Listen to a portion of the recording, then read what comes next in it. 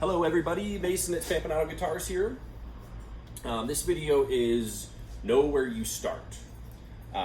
Anytime a new guitar comes into the shop, it's always very important to take very detailed notes of your starting spot.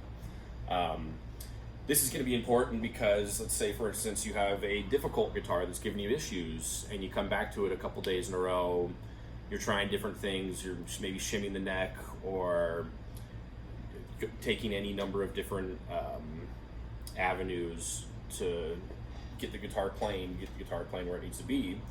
But if you don't have detailed notes and you do have a problematic job, you don't know where you started, and you're gonna have a hard time really figuring out if you improved the guitar or not. And so just kind of first things first, right when the guitar comes out of the bag, I just take very detailed notes of where the action is, where the relief is, how high the nut is. And so we're just gonna go over a couple of those things first.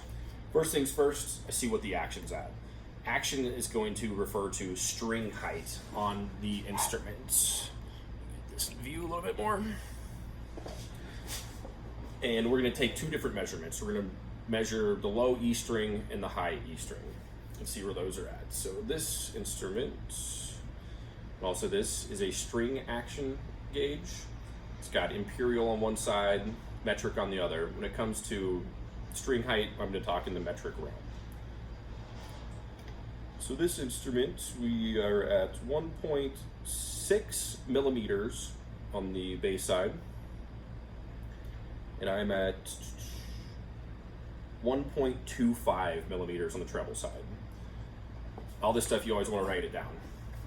So bass, 1.6, treble side, 1.25.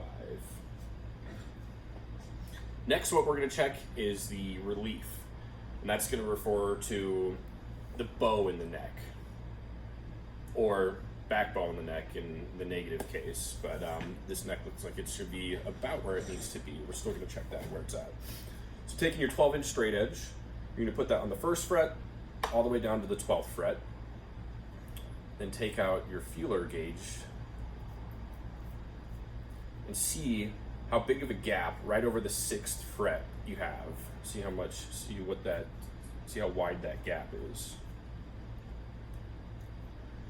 So I stick my 5/1000ths of an inch in there first, and that's plenty of room. Let's go up to 6/1000.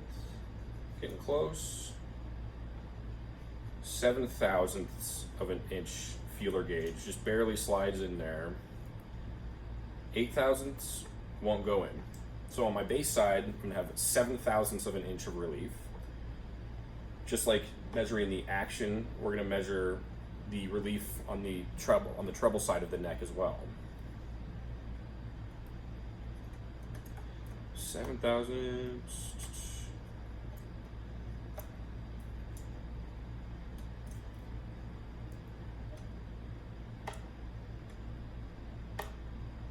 6,000.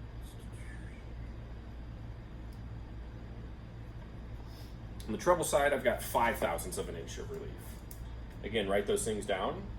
So bass side was 7/1000ths, treble side 5/1000ths of an inch. 2/1000ths of an inch relief difference in the neck.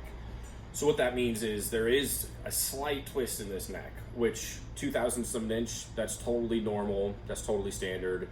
Brand new guitars coming out of the factory will sometimes have as much as 5/1000ths of an inch of relief difference in the neck, and they still play great.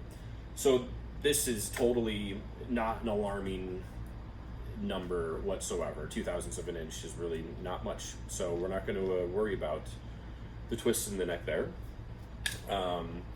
Other thing right off the bat that I always check on the guitars is going to be the nut height. Checking that, putting the finger on the 3rd fret, and then doing a tap test to see how close that string is to the 1st fret. Now, if that string is laying on the 1st fret, you're most likely going to have buzz issues. If it's too tall, you can have intonation issues in the future. You want to get that thing about 2,000 to 3,000ths of an inch right off of that fret. Now this one's a little bit more hard to measure with the feeler gauge because you can't necessarily use a straight edge. But you get a feel for it once you feel some guitars that have a properly carved nut compared to guitars that have high nuts and or low nuts. It's one of those things that you just kind of develop a feel for. And this nut indeed is high. So right off the bat, I know that that's a place where I'm gonna start with the setup, is getting that nut filed to its correct spot. And so that's really the main three components. Action at the 12th fret, make a note of that, see where the neck is at, make a note of where that relief is at. And so further on down the road after this, when we're done with this setup, we can compare what those measurements are compared to what the measurements are when they first came in, and really see what we did to the guitar, why it's playing differently. And you can also convey to the customer exactly how much work was done to the guitar, how much was adjusted on the guitar. So yeah, that's the know where you start aspect of the guitar setup.